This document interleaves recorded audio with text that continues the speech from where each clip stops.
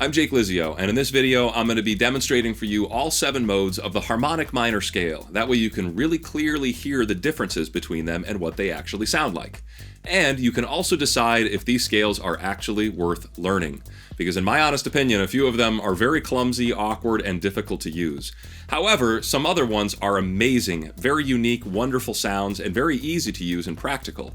And then there's a few scales that are kind of in the middle ground there. Now this is a really dense, complicated topic, so I've prepared a lot of free resources for you. And I mean free, you don't have to even give me your email. Just check below in the description and you'll find access to these charts. You'll also have access to many jam tracks that I've created just for this concept to help you practice these scales and other scales as well. And if you are a Patreon member, I'll be providing you with a discount code for my brand new Ultimate Harmonic Minor poster and the digital print for that as well. Now I'd like to get started, but there's going to be a lot we have to get through before I can just start playing you scales. So the first half of this lesson is going to be pretty slow as we really digest the heavyweight topics. But after these first 2 scales are demonstrated, I'm just going to be going lightning speed through them so you can really hear the differences between them.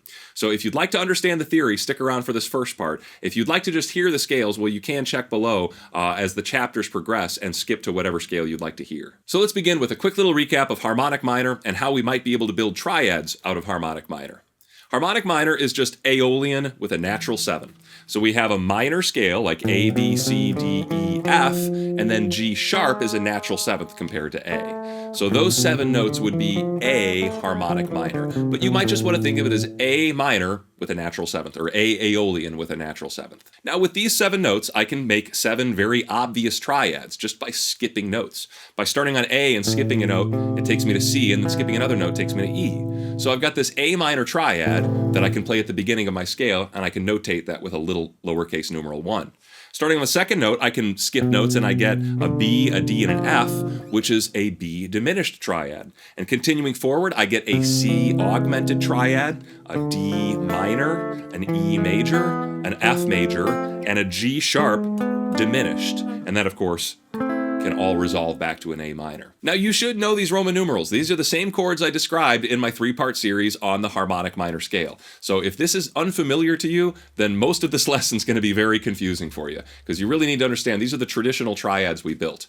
The new stuff we're talking about today, though, is that there are more triads available to us than are just visible here. For example, let's look at that 6th note. On F, yes, skipping a note makes me an F major triad, but what if I don't skip notes? What if I play the F and then the G sharp and then the C? Well, these 3 notes, if you listen, are the same as an F minor chord. Now, it's not spelled like an F minor chord. Technically, to make it an F minor triad, we'd have to call this note an A flat and not a G sharp. But if we just listen with our ear, we hear an F minor chord. So in my opinion, I think it's a really good thing to start thinking about these alternative triads. In A harmonic minor, there is an F minor triad. It's just going to be spelled incorrectly. And this is really breaking the rules, but hey, we're already breaking the rules by trying to turn harmonic minor into a key. But I just like to express this idea that there is another triad available there off the 6th degree. Now in my charts, I notate this versatility with this little star symbol. You'll see that anytime the star shows up, that triad could be played as a major chord or a minor chord.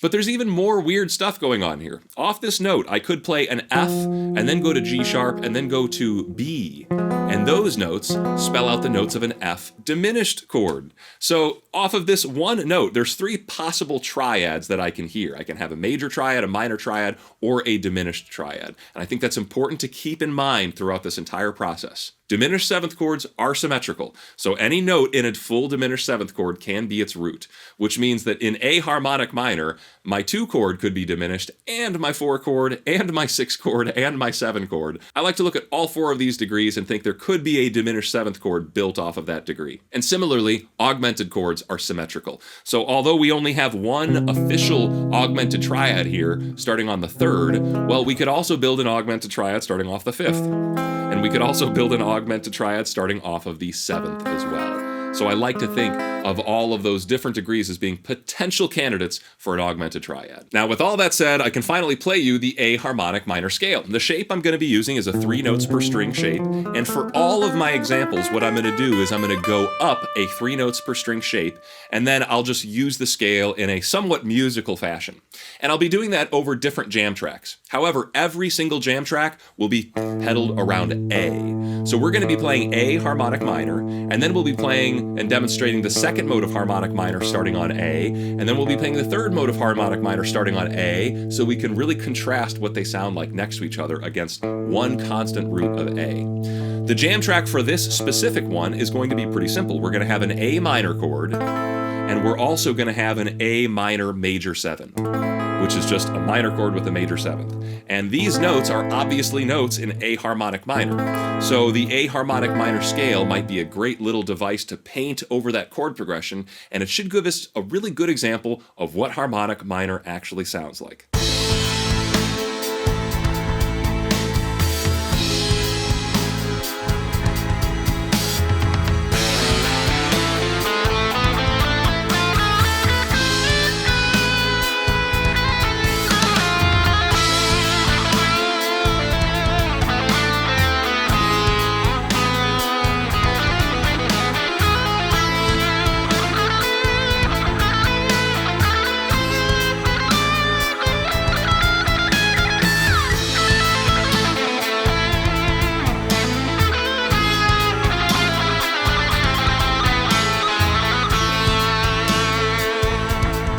Now that that's done, we can take a look at the second mode of harmonic minor. And there's 2 ways that we could figure out what those notes actually are. One way is to ask yourself, what harmonic minor scale has A as its second note? And the answer is G. G harmonic minor. If you play that scale, then you'll realize, oh, my second note was A. So we could write out all the notes of G harmonic minor, we could write out all the chords of G harmonic minor, and then just start and focus everything around the A. That would be our root. And we'd be in the second mode of harmonic minor with a root of A. The other thing we could do is look at our whole step, half step formula of A harmonic minor, and then let's just offset it by 1. Let's take that initial whole step and put it at the end of the sequence. And that'll give us a new sequence of whole steps and half steps. And that sequence is the second mode of harmonic minor. And if we start that sequence on the note A, what we get are these notes. We get A, B flat, C, D, E flat, F sharp, G natural, and A. And those notes are called, this collection of notes is called Locrian Natural Sixth, because it's just like a Locrian scale, except the 6th note is natural, instead of being a flat 6th like in Locrian. Now, since this is a Locrian scale, you might be able to guess it's really hard to use. If you've watched my other stuff on Locrian, I think it's extremely clumsy. Writing an entire song in Locrian was one of the hardest challenges I have ever had as a musician, and making this scale sound good is equally challenging. However, there's some interesting things going on here that we couldn't do with Locrian. In Locrian, our tonic had to be a half diminished chord, but here in Locrian Natural Sixth, not only can we play over a half diminished chord, with this scale we can also accommodate a full diminished chord as well, a diminished 7th chord. So I think that's pretty interesting that this scale can accommodate either variety of the diminished chord, because it contains all of those notes. So that is something that separates it from just regular old Locrian. And you might say that that makes it more versatile than regular Locrian. So to demonstrate what this mode actually sounds like, we're going to be playing over a jam track that is once again pedaled in A, but my chord progression is just going to go A half diminished to A full diminished, back and forth between 2 very uncomfortable chords for you to hear what A Locrian Natural Sixth actually sounds like.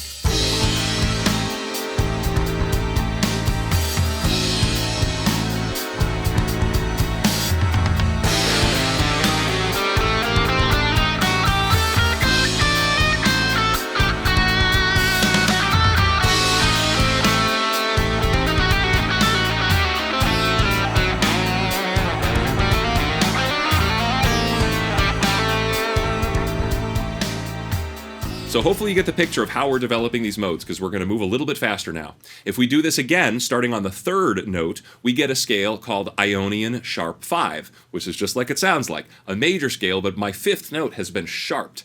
And what this gives us is a really uncomfortable tonal effect. First off, it means that my tonic chord will be augmented, and as I discussed in my augmented chord video, that leads to some really uncomfortable sounding music right off the bat. But I also feel like this scale is strangely major. So many moments of it remind me of the real major scale, with the exception of its most important note, the fifth. So it's a really delicate, awkward balancing act of getting this scale to sound good. The chord progression I'm going to be jamming over is once again pedaled over A, but it's going to have an A augmented chord with a natural seventh, and then a B minor triad pedaled over that A as well. But it's important to remember the A will always be on the bass for every one of these jam tracks, and these other little color tones are just kind of, complementing some of the unique notes of the scale. That way, as I play the scale on top, it can kind of merge together. So once again, it's just going to be an A augmented seventh to B minor, and playing the scale on top gives me this effect.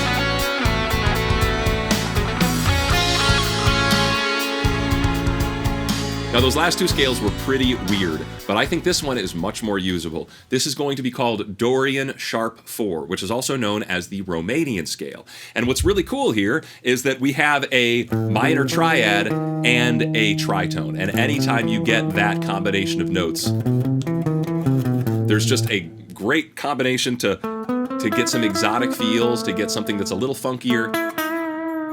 Just those 5 notes right there on their own is enough to kind of get that, spicier flavor out of it.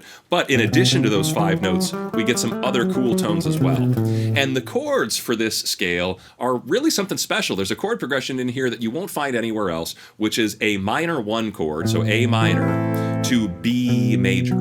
That is a chord progression that I'd played multiple times and never knew it was associated with the harmonic minor modes. I just tried to accommodate it with different chord tones, but it does fit nice and neatly to this 4th mode of harmonic minor. And once again, if we pedal those chords over a static A, we can get a pretty cool sound, and that is the effect that we're going to be hearing for the jam track. So listening to Dorian sharp 4 over just that chord progression sounds like this.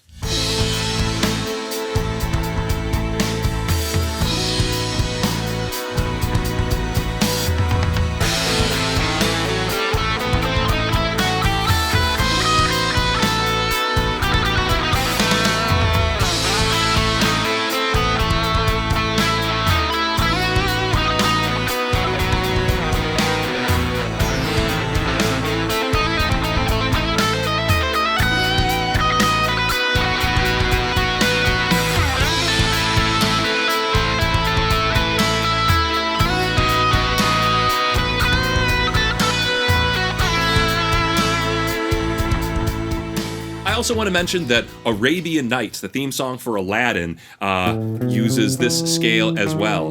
And it also uniquely uses the alternative triad. Remember at the beginning of the video, I said that 1 degree, you can build major triads or minor triads. Well, in the song Arabian Nights from Aladdin, we see an A minor to C minor, which is a chromatic media change that you will not hear anywhere else. And that scale creeps across both of those chords just nice and well. So it's maybe the only example I've ever found of that alternative triad being used, and it's also being used in this really rich sense of the 4th mode of harmonic minor. Really cool stuff to analyze there, and a really good use case of this scale. Arabian nights like Arabian days. The 5th mode of harmonic minor is a Phrygian scale with a natural 3rd, and we call this scale Phrygian Dominant. I love this scale, and I did an entire video on it, so if you like this sound, you might want to watch just that video. And even though the scale might sound really exotic, Westerners use this scale a lot. Bands like Tool, any progressive or metal band that's trying to sound foreign or exotic has a tendency to rely on this scale because it's so inherently dark, and it just has that exotic flavor to it if you're somebody that looks like me and lives in my country. Now, in my video on Phrygian Dominant, I did discuss some of the more popular chord progressions you'll see in that scale. So today we'll do something a little different, a little less popular. Let's start off on our tonic, which is A major, and it is one of my favorite things about A Phrygian Dominant, how dark it sounds, even though we're on this happy little major chord, how quickly that scale sounds dark, even though it's based around a major chord. And the most popular chord to go to would be like a B flat major. But what I'd like to do instead is make a B flat diminished chord, because we know that this degree here can be either major or minor or diminished actually. So we'll just do a B flat diminished chord and we'll keep it pedaled over A.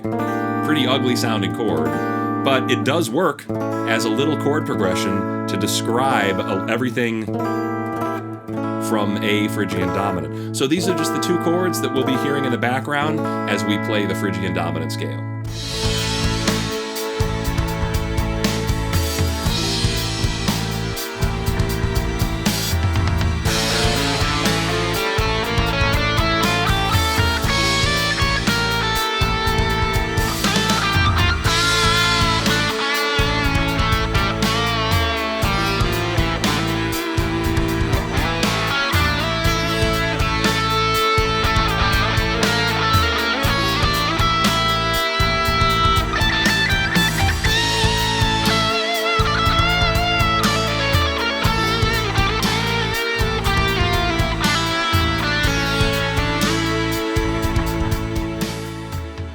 The next mode of harmonic minor is known as Lydian sharp 2. And if you take a Lydian scale and sharp the second note, you'll end up with this sequence.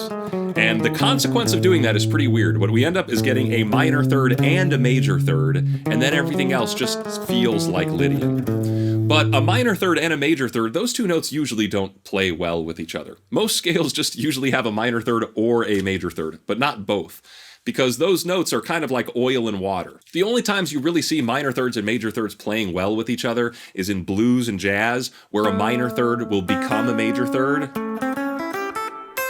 And it's a funny little ritzy sound to turn your minor thirds into major thirds. But there isn't anything bluesy or ritzy about harmonic minor or its modes. It's just everything about it is saturated with a form of darkness. And I don't feel that a little third approaching move works nearly as well when we're talking about Lydian sharp 2. To try to drag out anything usable in the scale, what I thought might be cool is to just really play on the fact that it can accommodate a major chord and it can accommodate a minor chord, and let's really do both of those. So the chord progression in the background is just going to be A major 7, that's based on a major chord, and then just A minor. Back and forth between A major and A minor, A major and A minor. And as those chords go, you'll see over the major chord, I'll really accent and highlight the major third, and I'll try to avoid the minor third. And over the minor chord, I'll really highlight the minor third. It's an augmented second in the scale, but it's still a minor third. And I'll be highlighting that note, really kind of focusing on it, switching back and forth between the thirds as the chords change. You can hear it's a pretty unique, special sound.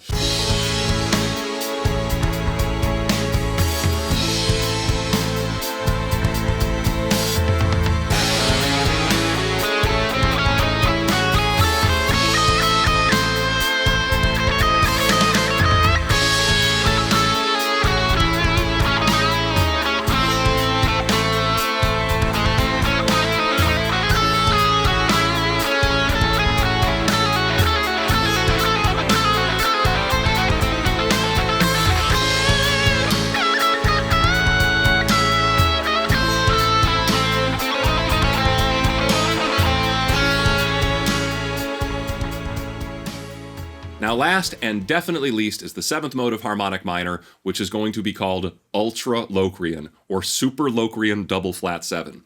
If you analyze our scale degrees here, we have a root, a flat 2, a flat 3, a flat 4, a flat 5, a flat 6, and a double flatted 7. So I know those are some pretty weird enharmonics, but that's what we get. And it's pretty much nothing useful.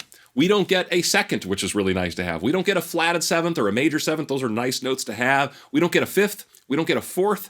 Like, all of those notes are really important to making good sounding music. And without them, we're left with just like the remainder. So it's really hard to get it sounding good, but you got to give it a shot. And what I think is unique here is that there's a diminished triad off of my tonic, and there's also an augmented triad off of my tonic. So what we're going to try to jam over is we'll just try to jam over A diminished going to A augmented, just like that. The two least comfortable chords you could possibly play off of an A. Let's just sandwich them back to back like that, and let's play this one scale known as Ultralocrian over the top to hear what the effect is.